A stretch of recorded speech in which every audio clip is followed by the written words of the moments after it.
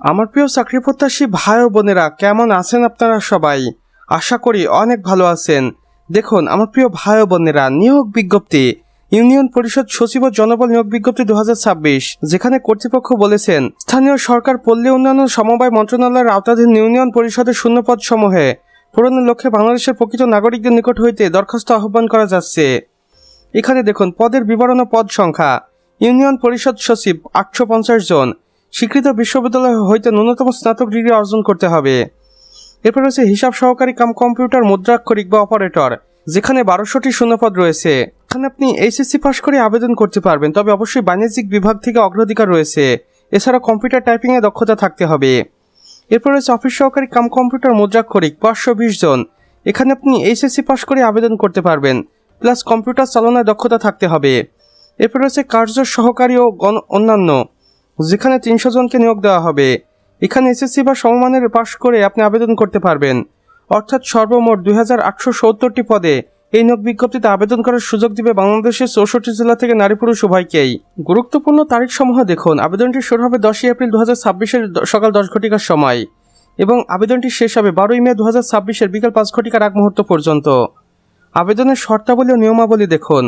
আবেদনকারীর বয়স 10 এপ্রিল 2026 তারিখ হিসেব করে 18 থেকে 30 বছরের মধ্যে হতে হবে এবং মুক্তিযোদ্ধা কোটা ও প্রতিবন্ধীদের ক্ষেত্রে 32 বছর পর্যন্ত শিথিলযোগ্য। আবেদন পদ্ধতি দেখুন। আগ্রহী প্রার্থীদের অনলাইনে আবেদন কার্যক্রম সম্পন্ন করতে হবে, আবেদন ফর্ম পূরণ করতে হবে এবং প্রয়োজনীয় নথিপত্র আবেদন করার সময় পাসপোর্ট সাইজের রঙিন ছবি 300x300 পিক্সেল এবং স্বাক্ষরিত ছবি 300x80 পিক্সেল স্ক্যান করে আপলোড করতে হবে। আবেদন ফি দেখুন। আবেদন ফি আপনার পরীক্ষার ধরন অনুযায়ী পরিশোধ করতে হবে, যেটা টেলিটক বা প্রিপেইড অনলাইন মাধ্যমে গেটওয়ে করে পাঠাতে হবে আবেদন করার 72 ঘন্টার মধ্যে।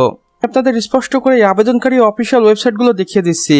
আপনারা চাইলে এই দুটি অফিসিয়াল ওয়েবসাইটের মাধ্যমে যে কোনো একটির মাধ্যমে সরাসরি কর্তৃপক্ষের নিকট যোগাযোগ করতে পারেন এবং জেনে নিতে পারেন এই নিয়োগ বিজ্ঞপ্তিটির সম্পর্কে A to Z। যেখানে বিশেষ দ্রষ্টব্য কর্তৃপক্ষ আরও বলেছেন, অসম্পূর্ণ বা ভুল তথ্য সম্বলিত আবেদন সরাসরি বাতিল বলে গণ্য হবে।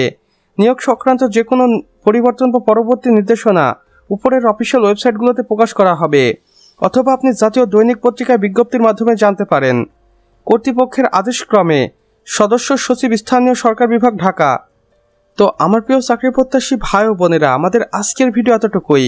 ভিডিওটি ভালো লেগে থাকলে অবশ্যই একটা লাইক করে দিন, কমেন্ট করে জানাবেন আমাদের আজকের ভিডিওটি আপনাদের কেমন লেগেছে। চাইলে অন্যান্য বন্ধু বান্ধবদের সাথে শেয়ারও করতে পারেন।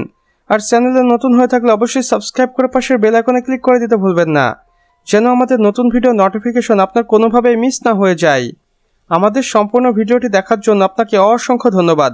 খোদা হাফেজ।